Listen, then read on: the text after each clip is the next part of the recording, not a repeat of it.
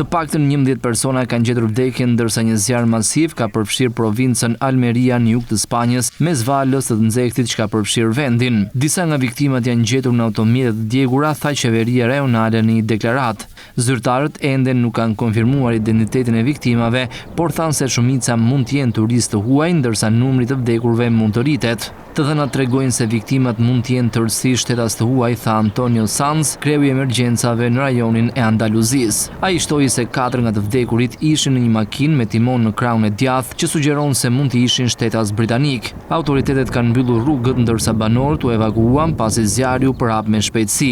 Nga flakët janë plagosur të paktën 8 persona, 4 prej të cilëve në gjendje të rëndë. Autoritetet thanë se 19 persona rezultojnë të zhdukur që kur zjarri filloi të njëjtën pasdite, duke djegur 3150 hektar tokë. Sipas dëshmitarëve, zjarri mund të ketë filluar pas rrëzimit të një linje elektrike, ndërsa bimësia e thatë bëri që flakët të përhapeshin me shpejtësi në pyjet përreth.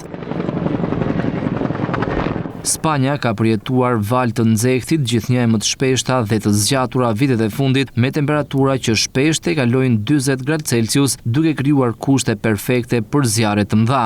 Kryeministri Pedro Sánchez shprehu ngushëllimet e tij në një postim në X. Trishtim i thellë për pasojat e tmerrshme të zjarrit që preku provincën e Almeras. Dëshiroj të përcjell ngushëllimet e mia familjeve të atyre që humbën jetën. Uroj shërim të shpejtë të plagosurve dhe shpreh solidaritetin tim me të gjithë banorët e prekur, shkruan Sánchez. Njësia ushtarake e emergjencave në Spanjë ka dërguar 150 persona për shuarjen e zjarrit, ku po punojnë në koordinim me zjarrfiksit dhe shërbimet e tjera të emergjencës. Në total, operacioni ka mobilizuar rreth 400 profesionistë në teren.